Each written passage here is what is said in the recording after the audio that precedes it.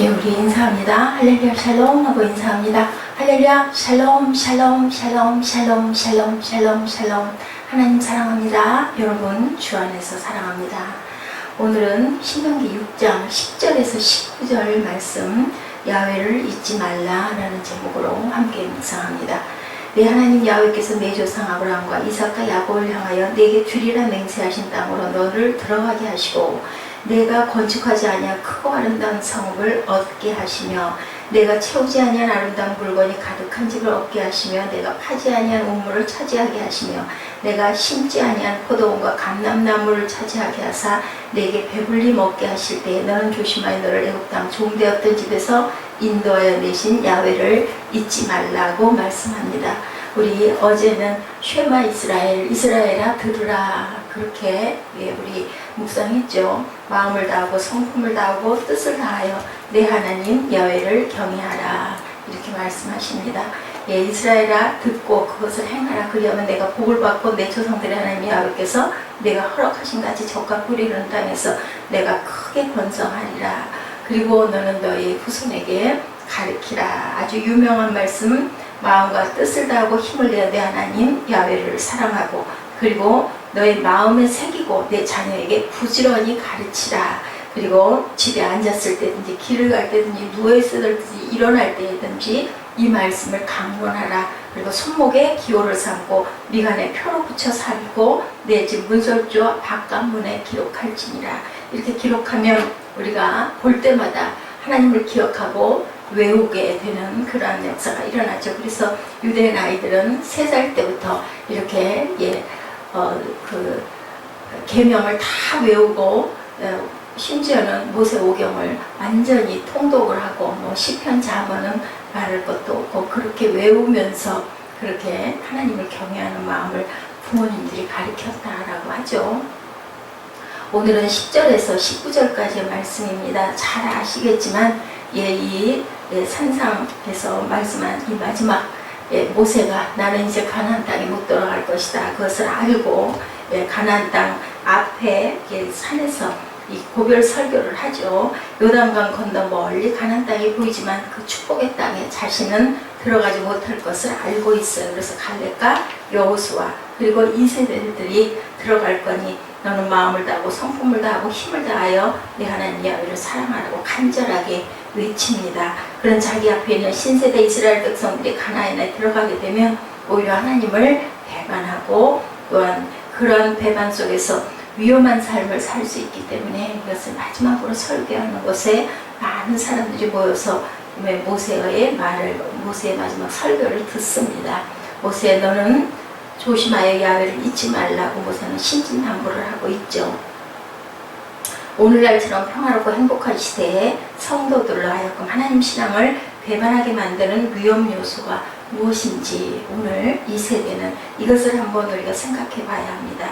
첫 번째로는 풍요가 안락한 생활을 하나님만 의지하던 마음을 풀어지게 만들죠. 해이하게 만듭니다. 눈에 보이지 않는 하나님이기 때문에 본문 10절부터 13절에 그렇게 기록하고 있죠. 이스라엘 백성은 애굽 땅에서 몇 년 동안 400년 동안 바로의 노예로 살았습니다. 그러다 드디어 출애굽을 하게 되었지만 지난 40년 동안의 묘랑 생활에서 본 것이라고는 메마른 광야뿐이었고 거주지라고는 천막밖에 없었던 백성들이었습니다. 하지만 그들이 이제 약속의 땅 가나안에 들어가게 되면 그 모든 것이 순식간에 바뀌게 되겠죠. 지금까지 매일같이 모래사막을 전전하며 방랑했던 이스라엘 백성들에게 이제 내가 건축하지 아니한 크고 아름다운 성읍이 기다리고 있을 것이라고 10절 11절에 약속하고 있습니다. 즉 가나안 원주민들을 정복하게 되면 그들이 돌로 성곽을 쌓아 지은 성읍에 이스라엘 백성들이 본인들이 쌓지 않은 짓지 않은 그러한 그 건물과 그리고 우물도 너희가 갖게 될 것이다. 심지 아니한 포도원과 감람나무를 차지하게 하사 내가 배불리 먹게 하실 것이다 라고 얘기합니다. 아름다운 물건이 가득한 집을 얻게 되고 파지 않은 우물도 얻게 된다.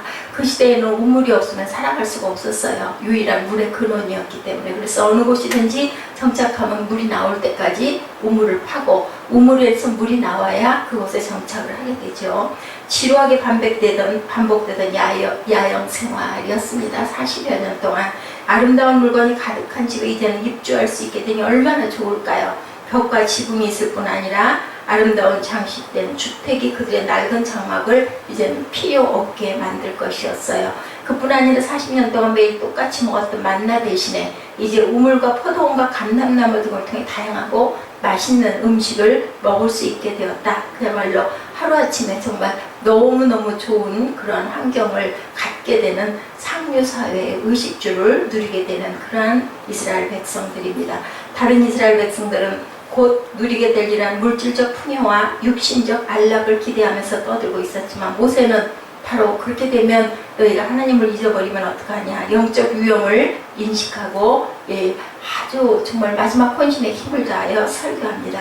지난 40년 동안을 그나마 유지해왔던 신앙생활이 아름다운 성읍에 살면서 아름다운 물건을 즐기면서 배불리 먹게 되면서 새로운 생활로 말미암아 오히려 하나님을 잃어버리면 어떻게 하나.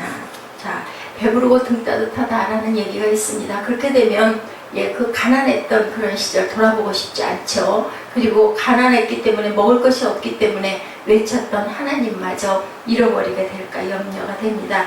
모세는 너로 배불리 먹게 하실 때 너는 조심한 데 하나님 야훼를 잊지 말고 경외하며 섬기라고 엄하게 훈계하는 것입니다.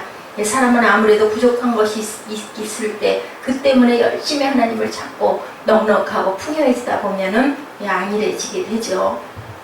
6.25 전쟁이 끝나는 60년 동안 우리나라 사회는 정말 엄청난 동안 경제적인 발전이 있고 제 부모님 세대만 해도 보릿고개, 그죠? 보릿고개, 저도 보릿고개를 조금은 들어서 합니다. 제가 직접 그 체험한 것이 느껴지지는 않지만 부모님들은 식사를 못 하시고 그때는 보리보다도 그 더한 밀, 또 밀 중에서도 호밀, 아주 시뻘건 밀이라고 그래요. 아주 까실거리고 딱딱한 그런 밀로 쌀은 있을 수도 없고요. 그래서 밥을 해서 그것도 점심을 어른들은 못 먹고 아침과 저녁만 먹는데 아침에 먹다 어머니께서는 밥을 반 그릇을 남겼다가 점심때 딸아이를 먹였다라는 그런 말씀을 제가 들었습니다. 얼마나 희장하셨을까요?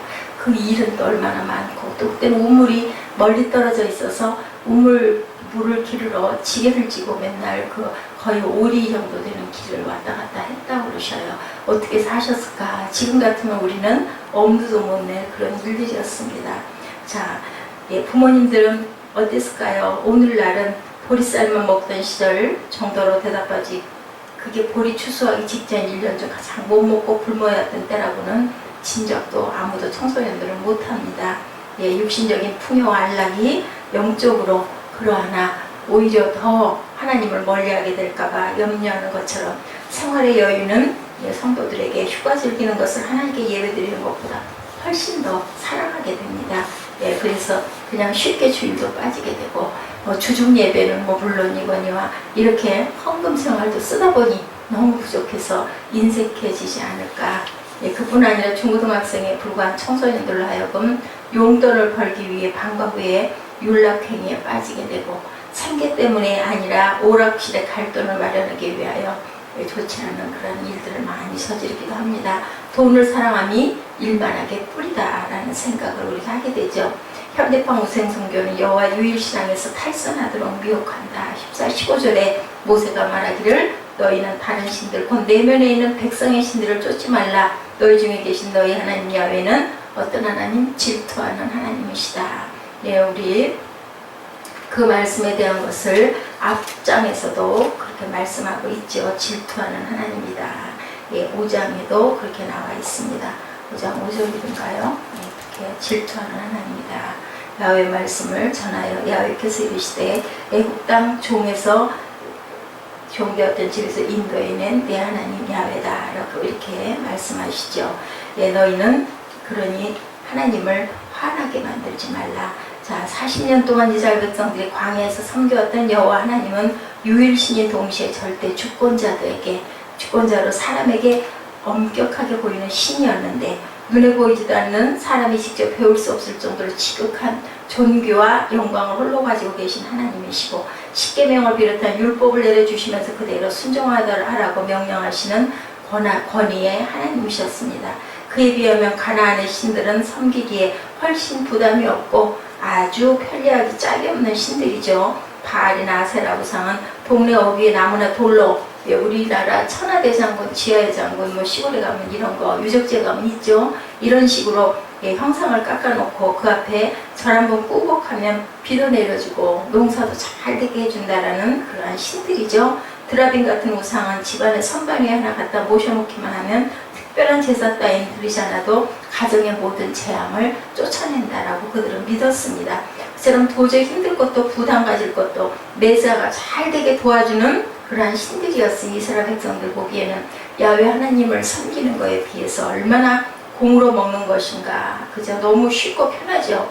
이스라엘 백성들이 광야 생활할 동안 우상들을 접할 기회 자체가 없었어요. 광야이기 때문에 성막과 구름기둥, 불기둥만 따르며 살아왔으니 그들에게는 별 문제가 없었습니다. 이제 가나안 땅에 일단 들어가면 바로 그처럼 사면에 우글거리고 있는 편리해 보이는 우상 신들에게 너희가 절할 것이다. 이것을 모세는 너무 불보듯 뻔히 봅니다. 그 때문에 그는 또 한 번 목소리를 높여 내 하나님 야훼는 질투하시는 하나님이다 이렇게 말씀하죠. 그 진노에 빠질 일은 절대로 하지 말라고 이렇게 외칩니다. 우리 현실도 그렇죠. 문명이 발달하고 이기들이 많아지고 또한 물질적으로 경제적으로 풍요해지다 보니 여러 가지 알 수 없는 자기가 좋아하는 것들이 신이 되어버리는 경우가 너무 많다. 절대 주권의 유일신을 섬기는 것보다 쉽고 편리하죠. 온갖 세상 신들이 사면 팔방을 에워싸고 할 수만 있으면 택자까지 유혹하려고 기회를 엿보고 있다. 눈에 보이지 않는 하나님을 믿는 것보다 금빛 휘황찬란한 그러한 그 빛을 바라고 아주 그저 유혹하는 그러한 세상의 여러 가지 유혹들이 우리의 신이 돼서는 안 되겠죠. 인터넷 채팅이 성경 말씀보다 학생들에게는 오히려 유혹일 수 있습니다. 운동선수와 인기 연예인이 예수님 대신에 청년들이 사모할 그런 자가 되어 있죠. 야훼 하나님은 다른 종교이든 유명인사든 문화이든 오락이든 당신의 백성에게 나보다 더 사랑하면 그것은 우선이라고 말씀하시죠. 16절 이하 19절에는 모세는 이스라엘 백성들에게 간곡히 명합니다. 너희가 마사에서 시험한 것 같은 너희 하나님 야훼를 시험하지 말고 너희 하나님 야훼께서 너희에게 명하신 명령과 증거하신 것과 규례를 삼가 지키고 야훼 보시기에 정직하고 선량한 일을 행하라. 그리하면 내가 복을 얻고 야훼께서 내 열조에게 맹세하사 내 제적을 몰수히 내 앞에서 쫓아내리라 하신 아름다운 땅을 들어가서 얻으리니 야훼의 말씀과 같으리라. 모세는 틈만 나면 하나님을 의심하는 이스라엘 백성들의 그러한 그 고질적인 본성, 마사 또는 무리바라고 불린 장소에서 보여주었던 이스라엘 백성들의 행위를 상기시켜주고 있습니다. 출애굽했던 이스라엘 백성들이 광야에 이르렀을 때 먹을 것이 없다고 모세와 하나님 앞에서 불평했었는데 그때 하나님께서 만나를 내리셔서 그들에게 배불리 먹게 해주셨죠. 또한 마사에 도착했을 때 이스라엘 백성들은 이번에는 마실 물이 없어서 갈아야 죽을 것 같다고 불평하죠. 그때 모세는 하나님께 기도하고 간석을 쳐서 물을 내밀어 그들의 욕구를 충족시켜 주기도 합니다. 그러며 모세가 그 장소의 이름을 마사라고 지었는데 바로 거기서 이스라엘 백성이 하나님이 우리 중에 계신가 안 계신가 라고 하나님을 시험했기 때문이라고 출애굽기 17장 7절에 기록되고 있습니다. 바로 그것을 기억하면서 지금 모세는 너희들 그 못된 성품, 무슨 일만 터지면 자기 잘못을 인정하고 회개할 생각은 않고 오히려 상대방만 또한 하나님께 원망부터 하는 그들의 본성이 가나안 땅에 들어간다고 달라질 리가 있겠느냐라고 말하고 있죠. 원래가 너희의 심령이란 계속 말씀으로 가르친 거 일깨움을 받지 않으면 자연히 하나님을 의심하고 떠나려 하는 타락한 성품으로 가득 차 있으니 못된 그 버릇 못 고치면 아무리 약속의 땅 아름다운 땅이라 할지라도 거기서 축복받지 못할 것이다. 그렇게 죄악을 범하지 말고 그저 주신 명령과 규례를 따라 정직하고 선하게 살면 축복은 반드시 따라올 것이라는 것이 오늘 본문의 내용입니다. 예나 지금이나 하나님 사랑의 계명으로부터 사람의 마음이 멀어지게 되는 가장 근본적인 이유는 인간이 원래부터 가지고 있는 악한 본성 때문이죠. 인간은 이미 죄로 물들여진 까닭에 누구나 하나님의 존재와 그의 사랑하심과 돌보심을 심하다 때마다 의심하게 되기 마련인 것은 어쩔 수 없고 타고난 본성입니다. 그것은 마치 불변하는 일종의 자연 법칙과도 같습니다. 물체를 들어올렸다 놓으면 중력의 법칙을 따라 저절로 밑으로 떨어지게 되지 그 어떤 물체도 땅에서 공중으로 저절로 튀어 올라가는 일은 없지요. 이 땅에 어떤 사람도 아무리 착하고 똑똑하고 점잖은 사람이라 할지라도 자기 의지나 자기 힘만 가지고 스스로 하나님 쪽으로 더 가까이 갈 수 있는 경우는 없습니다. 그럼에도 불구하고 사람은 자기가 하나님 앞에서 그렇게 악한 죄인이라는 사실을 인정하려 하지 않고 항상 하나님 쪽에 모든 비난을 돌리려고 하는 그런 나쁜 타성을 갖고 있죠. 요즘 세상 사람들을 보면 날이 갈수록 더욱더 뻔뻔해집니다. 승객들에게 배에서 탈출하는 방송 한마디 해주지 않고 혼자 살겠다고 제일 먼저 도망쳐 나왔으면서도 자기 잘못했다는 것 한마디 않고 어처구니 없게도 정부와 대통령에게 책임을 지우려고도 하죠. 자기 아들이 동료 백성들에게 총을 난사하고 수류탄을 던지는 끔찍한 일을 저질렀는데도 그 아버지라는 사람은 최소한 희생당한 병사들의 부모 앞에서만이라도 사과는커녕 멀쩡한 내 아들을 누가 이렇게 만들었나라고 자기 먼저 붕괴합니다. 자기 자신은 무조건 정당하고 모든 책임을 남에게 돌리는 그러한 아주 악한 본성을 가지고 있는 우리들이죠. 우리 모두가 다 가지고 있는 아주 심각한 왕자병. 그것은 바로 나는 착하다. 나는 이만하면 양심적인 인간이다 라고 하면서 하나님 앞에서도 의인인체하는 그런 병. 그것을 우리가 거룩 하시고 무음하신 하나님 앞에서조차 내 죄를 인정할 줄 모르는 것이 끝까지 자기의 선을 내세우는 것이 최악의 아주 고질병입니다. 우리는 어떻게 해야 될까요? 이처럼 사단은 우는 사자같이 두루다니면서 할 수 있다면 모든 사람들을 배반하게 만들고 하나님 앞에서 미혹하게 하는 그러한 악한 영들을 우리가 깨달아 알고 물리칠 줄 알아야 되겠죠.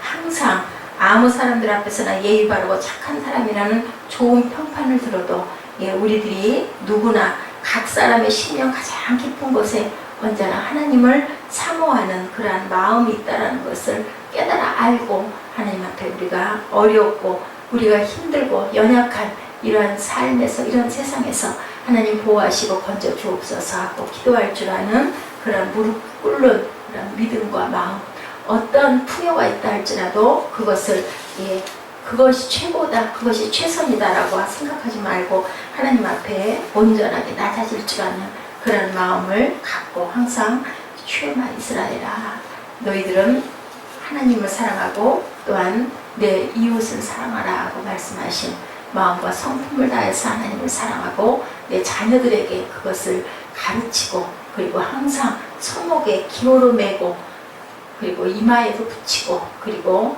문설주에도 붙이고 바를 줄 아는 그러한 쉐마의 그 정신을 우리가 이어받는 하나님의 귀한 자녀들 되시기를 주님의 이름으로 축복합니다. 기도하시겠습니다.